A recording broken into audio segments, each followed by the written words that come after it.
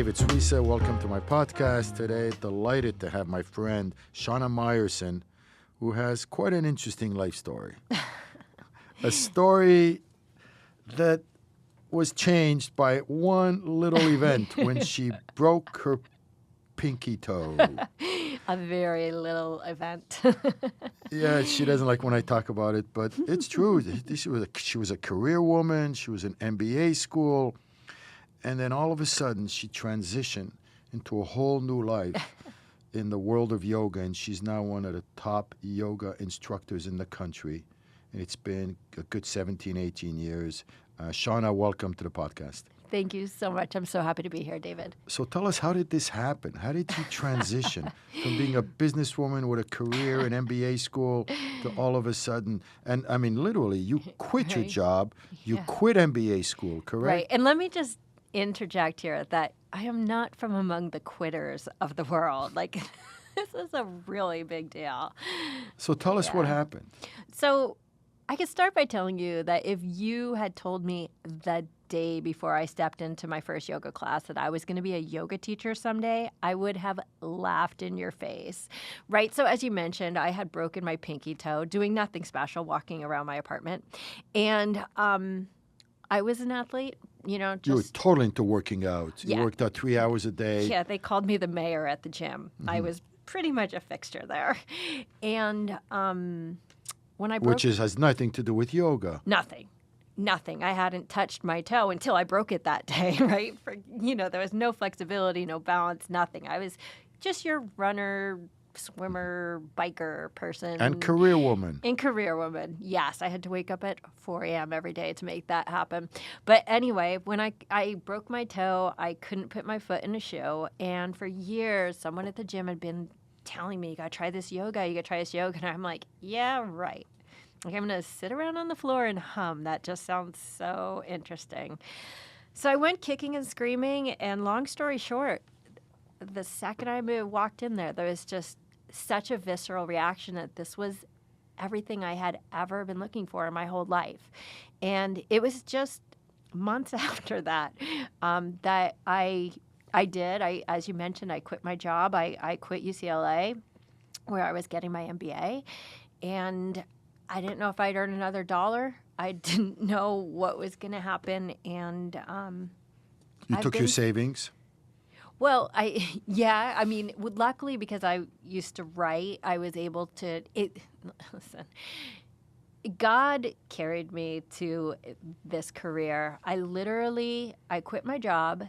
Within a week, somebody had called me and said, we have this freelance writing job we want you to do, which means you could write in the middle of the night. You could do whatever you want.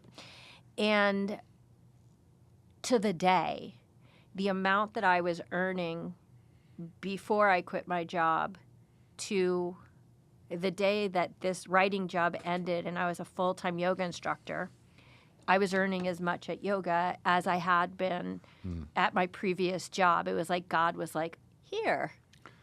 Well, was there something inside of you that clicked, that was triggered when you, all of a sudden, you go from spending years and years and years of intense physical activity and training, and then all of a sudden you see something the energy is completely different. Right. What happened? Is there something deep inside of you that said, I need this, I need to slow down, I need something deeper? Is this what... Yes. Keep in mind that yoga is more than just the postures, the asanas, that it's actually a life philosophy, and that really spoke to me on a profound level. But, explain that.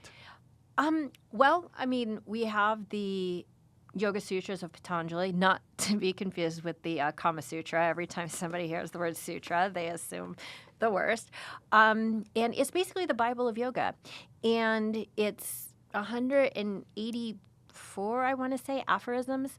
Mm-hmm. And asana, which are the postures, are mentioned twice in the whole thing. Once to say it exists and once to define it. And what did you see in the beginning that really appealed to you? Well, what changed my life was when I was in my first class, and it's not easy. So it was hardcore yoga. It wasn't like the sitting on the floor and humming part. So I still got that physical thing that I was looking for, but that the instructor had said to us that it was okay to fall.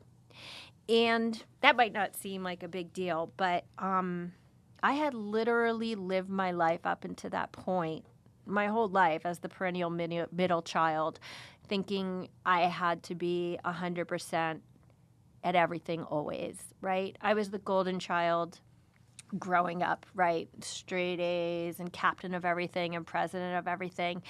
And when I didn't get into Stanford, which was my life goal, I thought I was going to kill myself. I mean, truly, I'm actually not joking at this at all. And for the next 10 years, I spent beating myself up that I was worth nothing. And that 10 years would be the years between not getting into Stanford and walking into yoga. And when he said it was okay to fall, I'm like, why didn't anyone tell me this when I was 3? Right? And I had just gone through 30 years of my life thinking it wasn't okay to fall or fail. And I feel bad saying this because I know people always in the back of their heads are like, you have the worst parents. And I have to say, it wasn't my parents at all. It's just you become a praise junkie, right? When you know that you're the best at everything and you're so used to everybody telling you, oh, look, Shana got this, Shana did that, Shana accomplished this, Shana. And you just get so used to that it's like a drug, right? Well, you can get used to the other thing, too. I think for me, the real challenge is to sort of balance both, because even this idea that it's okay to fall, if you go too far with that, then you end up sort of accepting a lower and lower standard of your life, and you end up tolerating mediocrity without realizing it. This is where gratitude even can be taken too far. I agree so much. And so in the Yoga Sutras, right, which is... again, this sort of like Bible, there are, they're not really called it, but the 10 Commandments of yoga, the yamas and the niyamas. And the niyamas are the observances, like sort of how you deal with yourself. And it's funny because one of the niyamas, the second one, is santosha, which means contentment, right? Which means I'm okay with myself as I am. But it's not complacency, because what's interesting is the very next niyama is tapas, which means passion, fire, drive, and that you can't have santosha, the complacency, without the tapas, the fire. So yoga says you always need to do the best you can at all times, right? So you don't fall into that trap. But then it says step back, because your best isn't always going to be perfect. Right? There's never been a perfect person in the world. It's unlikely it's going to be me. This is really fascinating, because it's that source of tension. And in Judaism, really the highest state in Judaism is that source of tension between particularity and universalism. And here I see this tension right here. And Judaism, really, one of my favorite parts about Judaism is living in that tension. And human nature doesn't like tension. Human nature would prefer I pick one or the other. I'm either a particular Jew or I'm a universalist Jew. But the tension between accepting myself how I am, between allowing myself to fall, and between striving to be my absolute best and having high standards, that's a real point of tension. Right. And it's hard to have both at the same time. Right. But at the same time, you must, right? Because otherwise, it's going to. But what got you, your hook, your trigger, after a whole life of super high achievement, it was this idea that it's okay to fall. That's in your case, that was the bridge. Right. And the interesting thing is that I've accomplished a lot as a yoga practitioner. Tell our listeners about that, because I've sort of skipped over it, because you have an amazing yoga practice. So can you just spend a minute on that? And you've done stuff with kids and so forth. Right. So before I forget what I was going to say, let me just say that the only reason that I can do all the crazy handstands and contortions and, all the crazy stuff is because I was allowed to fall. I see. Does that make sense? Like, you can't accomplish anything at a high level unless you're willing to take that risk of not accomplishing what you seek to accomplish and trying again, right? The perseverance, the patience that goes into this practice is phenomenal. So again, like it was that stepping back that allowed me to propel myself way forward. And even in real life, sometimes, we're afraid because taking a risk, we can fall and really hurt ourselves. Absolutely. It could be damaging. So we're also told to be really cautious. Absolutely. Right? So you can be in a meeting and take a risk and say something that's too bold. Right. That's too risky. And it could backfire. Yeah. Right? So again, you're back to that sort of point of tension. Yeah. Where you take a risk, but it's not a unreasonable risk, right? Right. So this is I guess, growing up, one of the catchphrases in my house, my mother was always, God provides, right? We make holes, God fills them, right? And so you have to, it's a huge leap of faith, right? I mean, leaving my whole career and my business school to, Mom, I'm going to teach yoga, right? I've always had a problem with that. Faith. I always had a problem, God will provide, because... But he does. Are you alive today and healthy and prosperous? Yeah, like the way I see God is I thank him nonstop. So the fact that I can breathe, the fact that I can see, these are the miracles that move me the most, is just the basic miracles that I'm alive. Beyond that, having a really good issue of the Jewish Journal, I just feel it's so much the gift that God gave me is how I see God. He gave me a gift, and now it's all up to me. Does that make sense? As opposed to, God's going to provide. Sometimes I can fall into a trap of God's going to cover up for my mistake or my lack of responsibility. Right. Again, I'm not saying it's an excuse for laziness or complacency. So when your mother said God will provide, what did she mean? She meant that you're going to make it through today and you're going to make it through tomorrow, and don't spend your life worrying about what comes, after that. Like right now, are you okay? Are you healthy? Are your needs cared for? Are you needing for anything? Right. That I can connect with, because sometimes it's the actual anxiety that ends up paralyzing you and stopping you. The worrying itself becomes the obstacle. So I want to go back to telling our listeners everything you do, because it's pretty incredible. Well, so going back to the original story of like that aha moment of why didn't anybody tell me this when I was 3, my initial business, so to speak, was Mini Yogis, Yoga for Kids. I was one of the first people in the Western world. That's when I first met you. I met you before that. I met you a few years before that even, because I was still in the world, right. And the you real were world. Thinking of doing it. You were thinking of doing yoga. You right at the transition. It was probably a year or two after I met you, because when I was in advertising, when I met you, I'd never even thought of yoga. It wasn't. I remember we went for a long walk. I had my ad agency in Brentwood, and you were telling me you wanted to do yoga for kids because kids really needed it and stuff. And you were really just starting out. Right. And back then, it was considered a ridiculous notion. I called basically every school in Los Angeles, the only one who took me up, and it's a coincidence, I guess, that it's Jewish, although I did contact all the Jewish schools, was Temple Israel Hollywood. And then eventually Chabad and Malibu Preschool. The funny thing was, it was the Jewish community that was the early adopters. But back then, it was such a new and odd concept, but I really believed that this is something our kids needed. Now, you'll be hard-pressed to find a single school in Los Angeles that does not offer yoga. Tell us about your first class with the kids. My first class? With kids, when you're first starting to teach kids. You remember where it was? Yes, it was at Happy Land Preschool in Culver City. A friend's kids went there, and it was a disaster. Oh, good. We love those. They fell. No, I was clear. It was supposed to be an hour-long class, and I finished my material in approximately 7 minutes. So I just repeated it like 10 times. Yeah. Let's talk about the Lakers. Yeah. It was a big learning process, of course. And you fell. You have to fall, right? The only rule is as long as you get back up one more time than you fall, you're good to go. How did you get back up? So the first class was a little bit of an embarrassment.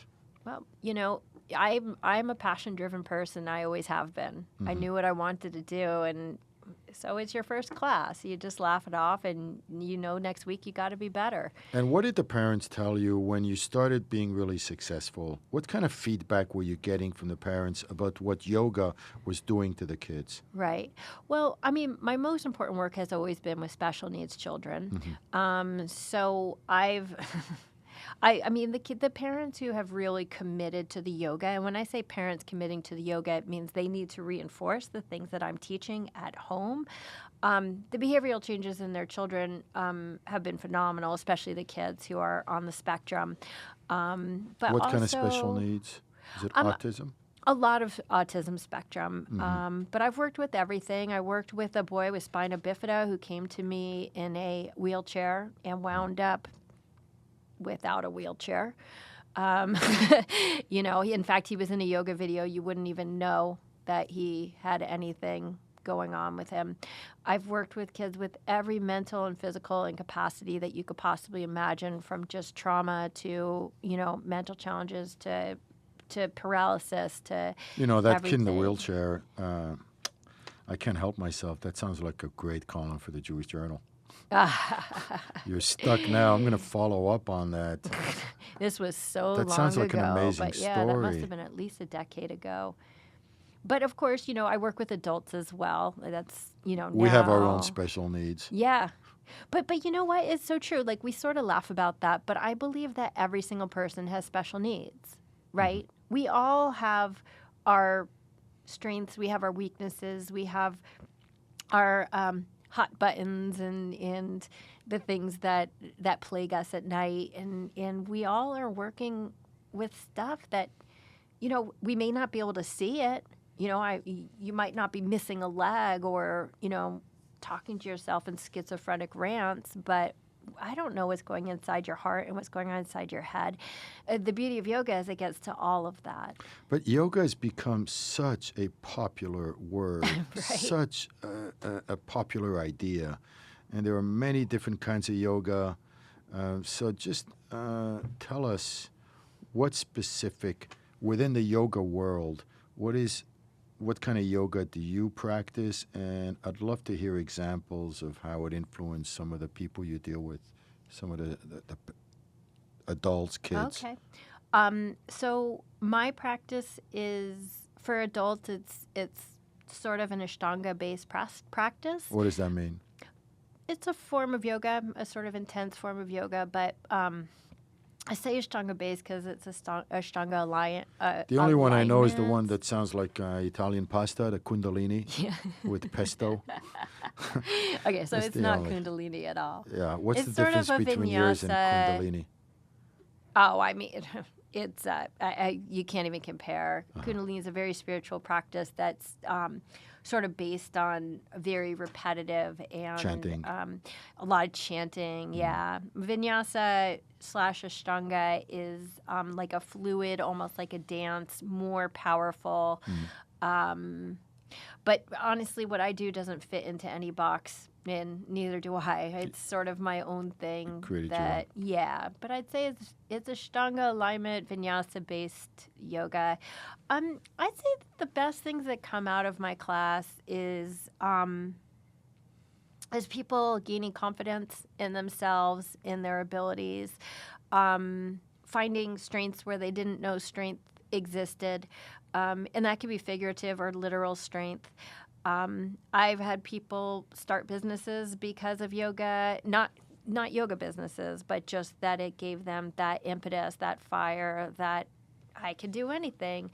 But more than anything, I think it's a confidence builder. I think that it, it brings people out of their dark places and puts them into the light.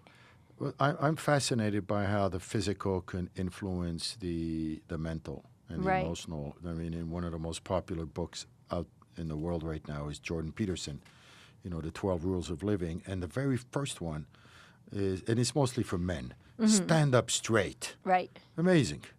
His very first rule Right. is to stand up straight. So Right. I could imagine that, yoga probably really helps with the posture. Well, keep in mind that also that your posture is largely a reflection of your emotions, right? Like if you're standing like Right, but I'm more Superman, interested in the reverse. I'm more interested in how, you have an emotion that's negative, that's constrained, that's contracting, that's right, low self-esteem, but then you do something physical, you know, and it gives you better posture, right, and then the posture itself right, leads to inner confidence. Like Rabbi Nachman says, if you don't feel like doing something, for the Torah, just do it, and then the right, actual feeling right. follows. Is that connected? Absolutely. There's a chicken and an egg scenario. Listen, if you're depressed, you're going to slump, right? But if you stand up, it's like when they say, smile. Like just smile, even if you feel Even if you don't feel down in like the it, right? dumps. Like when you smile, it sends endorphins, right? It makes you think you're happy. It tricks you into feeling happiness, right? So yeah, posture in yoga on the physical basis is all about posture. It's all about spinal health, right? So it does. Like people walk out of yoga feeling taller, feeling invincible, feeling powerful, right? And these are all the things that I experienced on my first class that made me go, oh my God, this is it. And you didn't feel that after 3 hours of working out. No. Oh God, no. I mean, I loved working out, but that was just sweat, right? Again, so my first teacher, who is Brian Kest, he's really into the philosophy. So even as he's teaching the physical stuff, he's talking a lot about the deeper aspects of the practice, right? And that's what hooked me. Do you do that in your classes? So in my teacher training, I really, really, really, really do. In my classes, I used to, and then everyone really complained that I talk too much. And I'll be the first to admit I talk too much.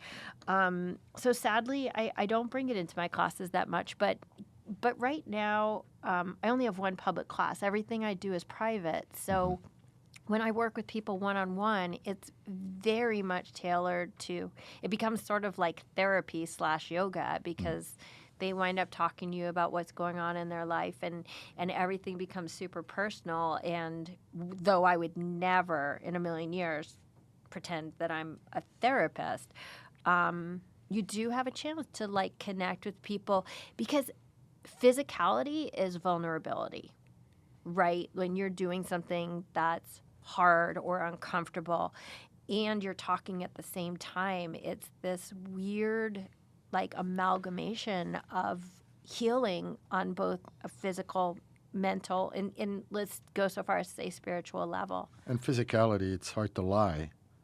When with verbal stuff, you can always sort of be a little circuitous or sneaky or hidden or whatever. But with physicality, it is what it is. You can make that move or you can't. Right. So it's more honest, and it shows vulnerabilities Yeah. in a more direct way, I Yeah. would think. But there's something you said before the podcast that in my office really got my attention, which is that yoga made you more Jewish. Right. I didn't ask you to elaborate, but I'll ask you now. Okay. Let me start by saying that the very practice of yoga is actually predicated on submitting to a higher power. And the beauty of yoga, because so many people think, oh, yoga is Hindu, right? It's not. The Yoga Sutras don't define the higher power. It could be the Jewish God. It could be Jesus. It could be Allah. It could be Shiva. It doesn't really matter. So keeping in mind that that's the basis of the whole philosophy, to be in yoga is to be in a space where your mind and your body and your spirit are in alignment, right? It's supposed to be the purest, truest form of yourself. And though I grew up in a very Jewish, very Zionistic, not religious, not observant per se. We did Shabbat, that was about it. But family and household, I always knew I was Jewish. It was always important to me, right? But it didn't define who I was. But it's not that yoga told me, now you must find your God.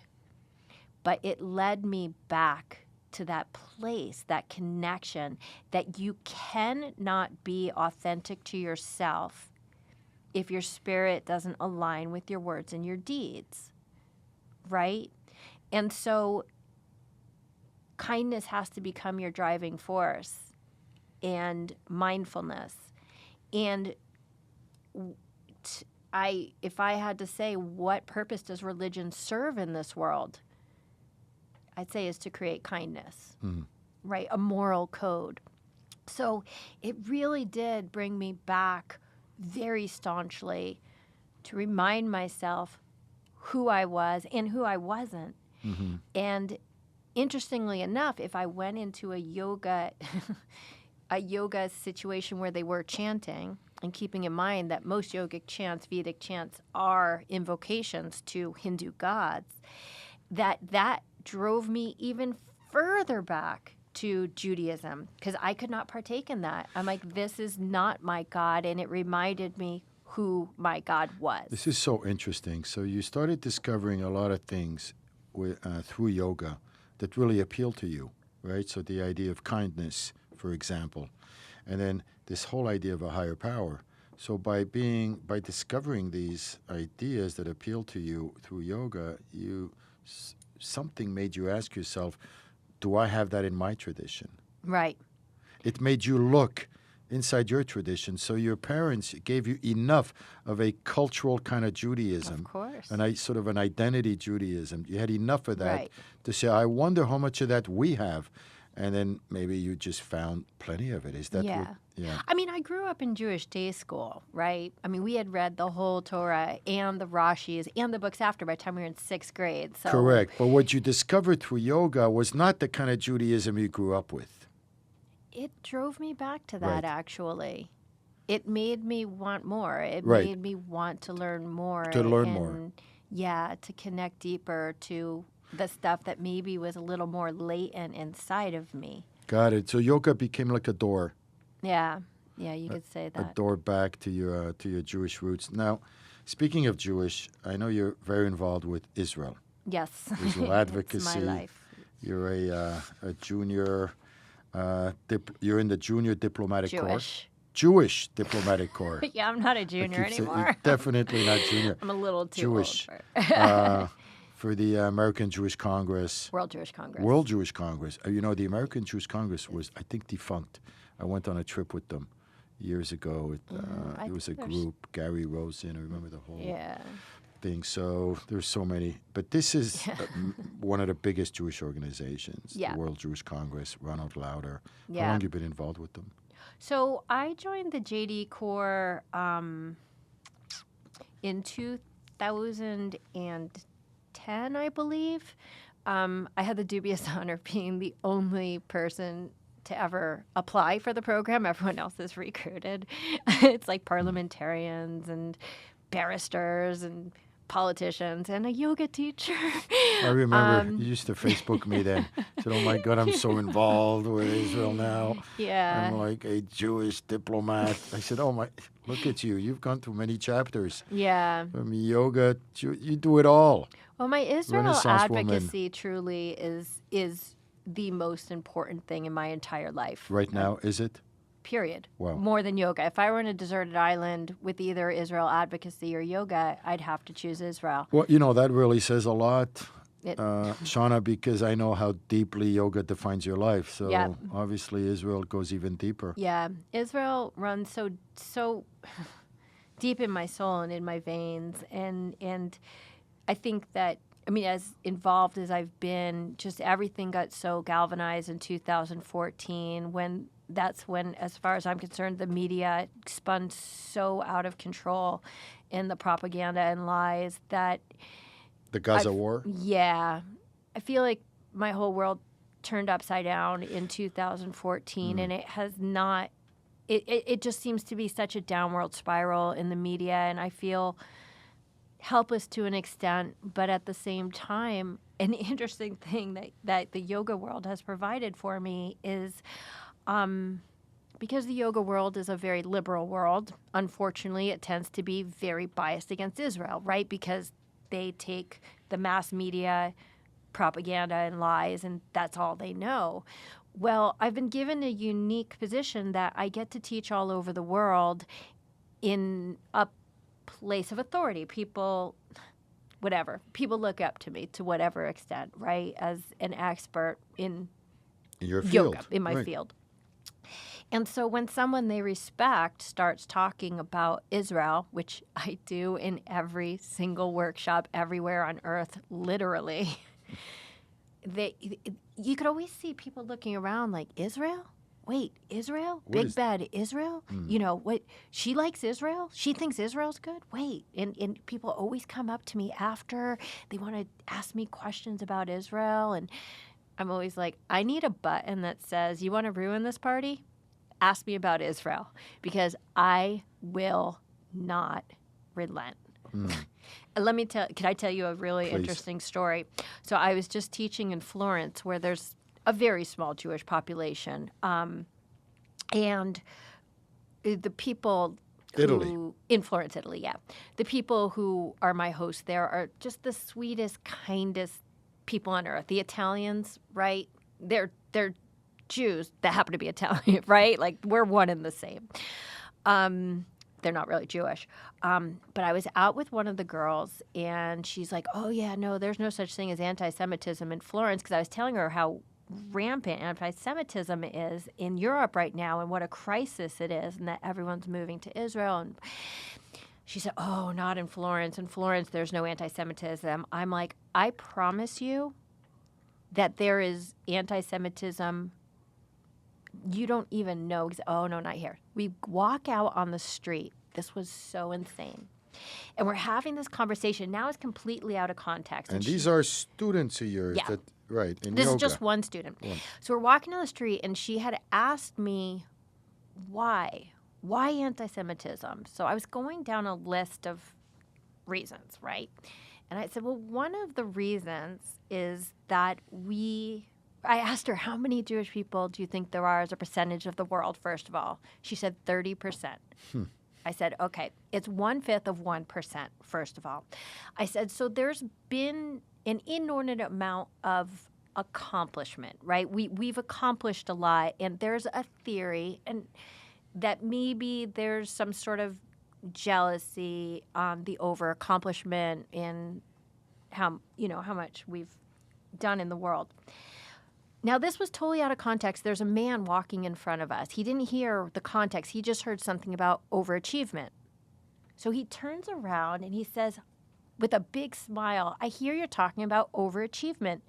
This is a topic I'm very interested in. This is a stranger, like, just coming into our conversation. In English. So I said to him... Was he an American? No, he was Italian, but he said he lived in America we were talking for a few minutes.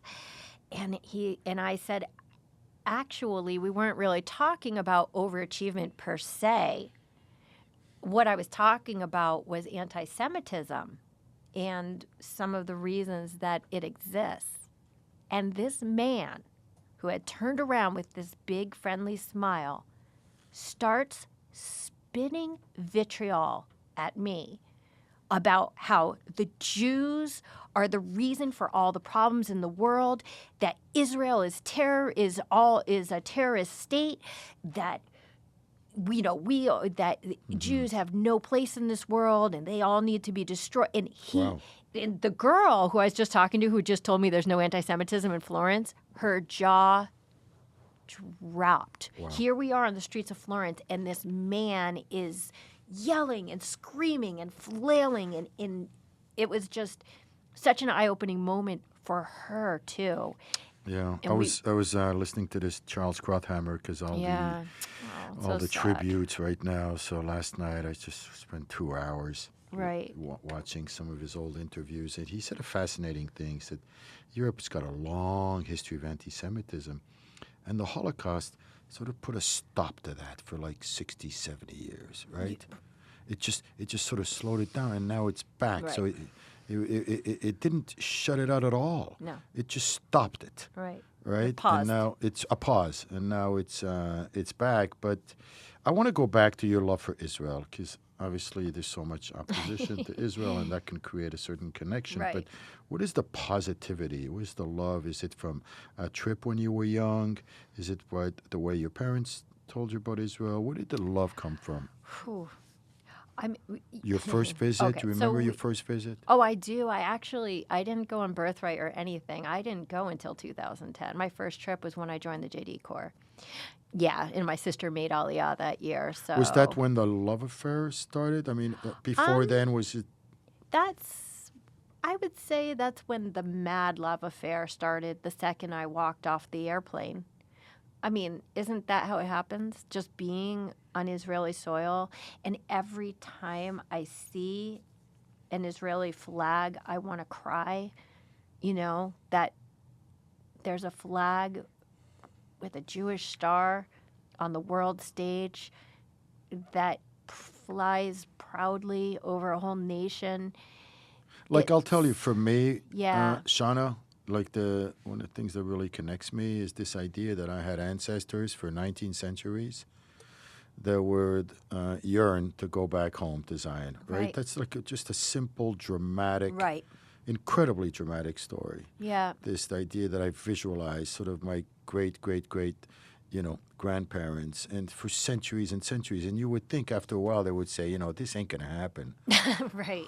And then the Right? miracle, And right? then, so I get to be born in the generation that gets to go over the finish Yeah, line. So for me, it's that long, long, long history of the diaspora yeah, that was scattered throughout the world. And to think that you could yearn for something for 19 centuries, right, that's what gives me the goosebumps. yeah, And the fact that I'm in the generation now that is living yeah, this sort of miracle, that's it. I mean, that's in addition to right, any feeling I might have now about Israel, right, with all the mistakes and the flaws and it has and all the imperfections, there's the miracle of the actual yes, story itself. yeah, yeah. There's absolutely, it's just, I guess, yeah, we grew up in the generation of Holocaust remembrance, right? You grew up with this being a constant narrative in your life. It's a great point. I haven't thought about that. It's a great point because the Holocaust was the darkest moment in Jewish history, maybe human history.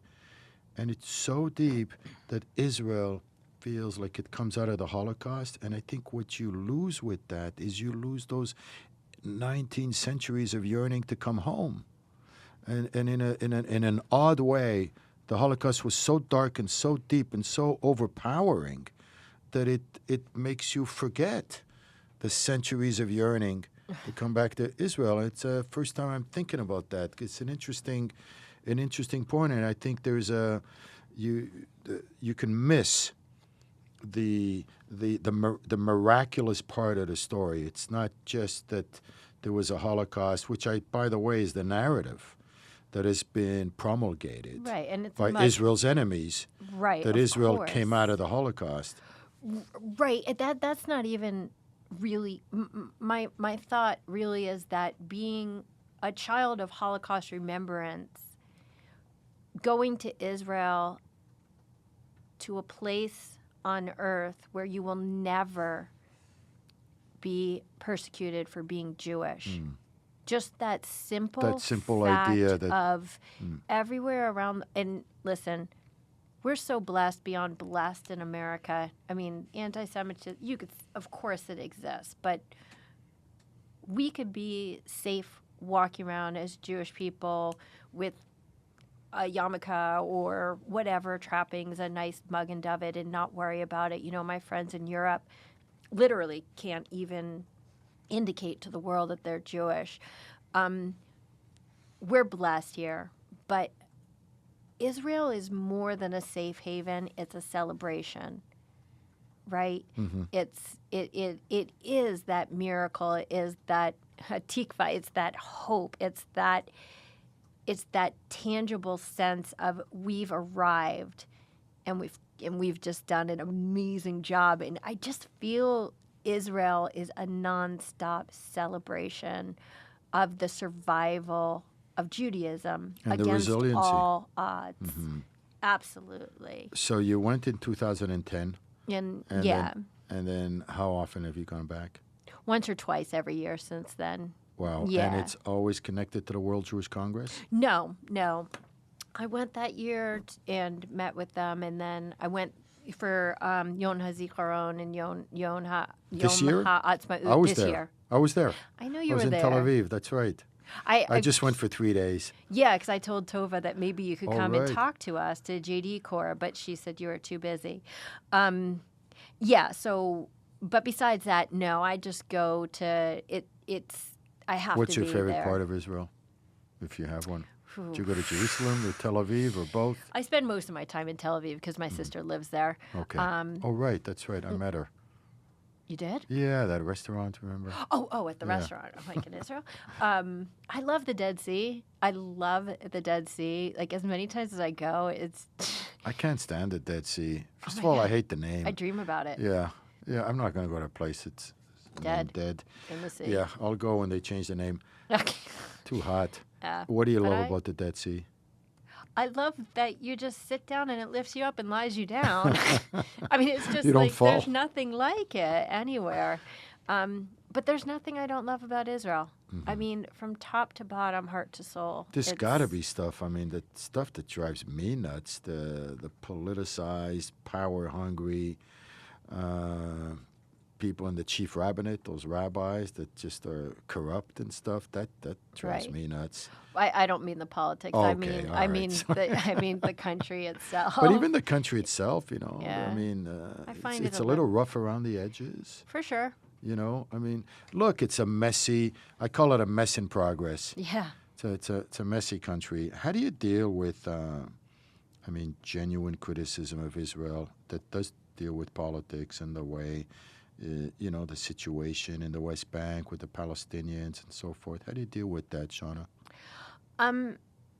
Well, first of all, I have to be honest that 99% of all criticism that comes my way is not legitimate. And I get frustrated when people say, yeah, you have to listen to the other side of the story when the other side of the story is lies. That's not another side of the story. But as far as I'm concerned, most of the problems in the Palestinian territories are a result of their own governments. Corruption. Yeah, corruption and quite honestly negligence. They're not concerned with helping their people. They're concerned with destroying the Jewish state. And I'm somebody who really tries to see both sides of an issue. Here's Have the you ever thing been to about- Ramallah? No. No. I was there. You I was were? in a refugee camp. Oh, wow. Best hummus I ever tasted. In a Ramallah refugee camp. And it turns out that the Jews used to go there a lot. Before Oslo, okay. thousands of Israelis For the hummus? would go to Ramallah. And Right. because I was with an interpreter who could speak to him, and he spoke to the owner of the shop who told him that in the old days, Israeli Jews would go there all the time, and it was great for business. And I Right. didn't wear my yarmulke, and Right. then I said, ask him. He didn't know I was Jewish. So I said to my interpreter, ask him if he'd like to see the Jews again. And he said, absolutely not. So the hatred is really seeped in, Yeah. which is a sort of an unfortunate truth. Yeah, I mean, listen, as far as legitimate criticism is concerned, I think one of the problems is that Israel is held to an unreasonable standard. I could give you legitimate criticism on America, on Britain, on Germany, on any country. But there's this sense of immaculate expectation from Israel that anytime anything legitimate comes up, it's magnified to an extent that it's like, yeah, what if this happened in America? Right. Right? It's funny when I bring that up with some of my friends, they sort of take it as a compliment almost. Well, great. We're Jews. We're supposed to have higher standards and blah, blah, blah. And we can't compare ourselves to Syria. And I guess I get that. But tell us when Jewish Diplomatic Corps, what exactly does that mean? What do you do? So the JD Corps is a bunch of young amateur diplomats. I use the term young very loosely here. I'm the oldest one in the group. Okay. But I'm sure you're the best yoga person in the group. That I'll guarantee you. Do you give them free yoga classes? You know what? Whenever we have a summit, it's like 7 a.m. to 11 p.m. and there's not a lot of time. Everybody talks about it, but it's never come to fruition. Okay. But we take meetings mostly with ambassadors and diplomats from every country regarding issues that affect not just Israel, but the world Jewish populace. So give me an example. So you'd be in D.C., for example? Well, yeah, here I've only talked to consulates in Los Angeles. So you do that here? Yes, but we have JDs who speak at the UN, who speak at the EU. It's not like we don't conflict with, say, APAC. We don't really talk to the U.S. government. It's all very... It's international. It's very international in scope. And again, thank God, most of the issues that are threatening Israel and Judaism are not United States or even North American issues. They're mostly in South America, in Europe, of course, and obviously we're seeing South Africa, Australia, but America, luckily, is on our team. So tell us an example of an encounter you had with a diplomat. It could be a consul general in L.A. Have you done anything on the East Coast as well? No.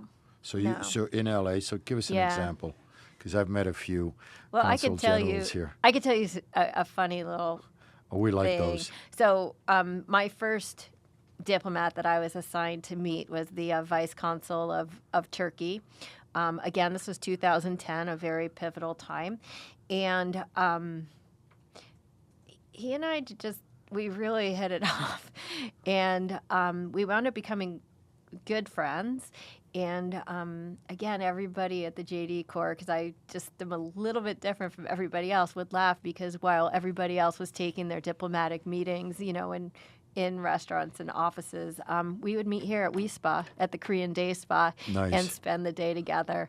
And it was really interesting, right, to be able to connect with Turkey, right? It's a our problematic frenemies, country. It's getting worse. And Did you feel that he was forced to defend stuff that's indefensible? And this is the problem with diplomacy and why Lauder prefers to be his own diplomat, because he has been asked to be the U.S. ambassador to Israel, but he can't toe the U.S. line because sometimes you're going to have to say stuff that doesn't agree with what you believe. And in talking to this man who became a good friend, when I would talk to him about stuff about the Armenian genocide, because this guy I really truly believe was good at heart. I truly believe that. And when he would start speaking, it was double speak, right? Like he couldn't. I got the sense that he did believe it was a genocide, but there's no way he could ever officially or unofficially acknowledge that to me. And he seemed very interested in Israel, in meeting me in Israel someday and taking me to Turkey. And I think that this comes back to look at what's going on with Israel and Iran today. I mean, literally, like today and this week with this weird love affair that's starting between the people of Iran, right? And I think that we confuse people with governments, right? And a diplomat is somewhere between a person and a government. And he's got has feet on two sides because he has to project the appropriate stance. Yeah. But it's when you see what's happening now in Iran, when Netanyahu, the Prime Minister of Israel, released a video saying, we can help you with your water shortage. Amazing, right? Which was absolutely, I've never seen anything like that. And apparently it's got millions of views. Yeah. So he went straight to the people. Yeah. And whether you like Bibi or not, I just thought it was a brilliant move. Oh, it absolutely. Go right to the people, because you're so right about that. Like the leader of the Turks right now, I mean, Turkey, Erdogan. Erdogan is... He's a bad guy. Yeah. He's a and really getting bad worse. Like guy. he seems to be on such a, again, this downhill spiral of The anger. Palestinians I've met in Ramallah, they're good guys, and I see that time and time again, where the leadership is where the poison really is. Yes, absolutely. And in many times the leadership is poisoning their own people, right? It's not just the hatred towards Israel. Right, but because in the it's- leadership, look at their life, right? They got private jets, they got villas, they got Ritz-Carltons around the world. They got an amazing life. Yeah. Their kids go to private school in England, blah, blah, blah. And look at the people. Right. People, they want to feed their kids, right? So they have their own concerns. That's why there's such a discrepancy. So what's the future solution to the planet? Is it yoga? Is that Ha. I mean, listen, yoga is connection. I don't think we all need to be doing physical yoga on a mat, but I do believe that the answer is in the people, and that we're seeing a lot of outreach between Palestinians and Israelis, between Israelis and Iranians, between Muslims and Jews. I think that It's true. as a human race, Mm-hmm. I think we all crave peace. People to people. Yeah. Right. So I think that when the people,